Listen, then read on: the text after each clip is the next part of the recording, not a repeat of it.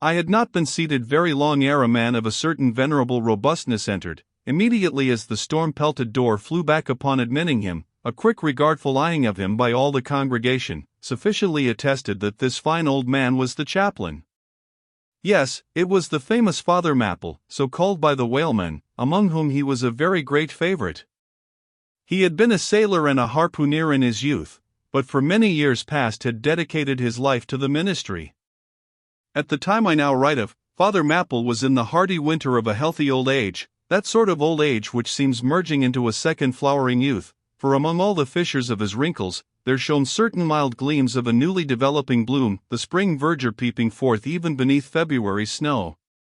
No one having previously heard his history, could for the first time behold Father Mapple without the utmost interest, because there were certain engrafted clerical peculiarities about him, imputable to that adventurous maritime life he had led.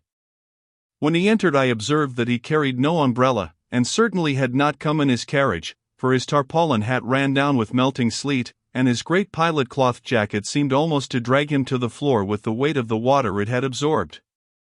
However, hat and coat and overshoes were one by one removed, and hung up in a little space in an adjacent corner, when, arrayed in a decent suit, he quietly approached the pulpit. Like most old-fashioned pulpits, it was a very lofty one, and since irregular stairs to such a height would, by its long angle with the floor, seriously contract the already small area of the chapel, the architect, it seemed, had acted upon the hint of Father Mapple, and finished the pulpit without a stairs, substituting a perpendicular side ladder, like those used in mounting a ship from a boat at sea.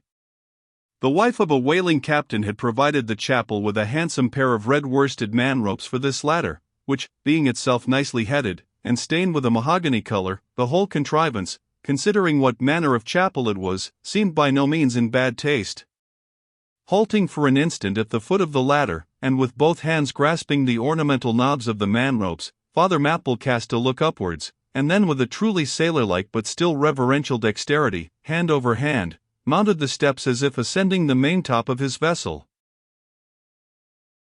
The perpendicular parts of this side ladder, as is usually the case with swinging ones, were of cloth-covered rope, only the rounds were of wood, so that at every step there was a joint. At my first glimpse of the pulpit, it had not escaped me that however convenient for a ship, these joints in the present instance seemed unnecessary. For I was not prepared to see Father Mapple after gaining the height, slowly turn round, and stooping over the pulpit, deliberately drag up the ladder step by step, till the whole was deposited within, leaving him impregnable in his little Quebec. I pondered some time without fully comprehending the reason for this. Father Mapple enjoyed such a wide reputation for sincerity and sanctity, that I could not suspect him of courting notoriety by any mere tricks of the stage. No, thought I, there must be some sober reason for this thing. Furthermore, it must symbolize something unseen. Can it be, then, that by that act of physical isolation, he signifies his spiritual withdrawal for the time, from all outward worldly ties and connections? Yes, for replenished with the meat and wine of the Word, to the faithful man of God, this pulpit, I see, is a self-containing stronghold, a lofty Ehrenbreitstein, with a perennial well of water within the walls. But the side ladder was not the only strange feature of the place, borrowed from the chaplain's former seafarings.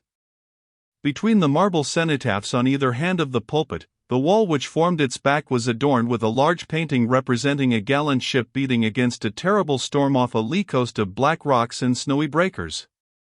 But high above the flying scud in dark rolling clouds, there floated a little isle of sunlight, from which beamed forth an angel's face, and this bright face shed a distinct spot of radiance upon the ship's tossed deck, something like that silver plate now inserted into the Victory's plank where Nelson fell.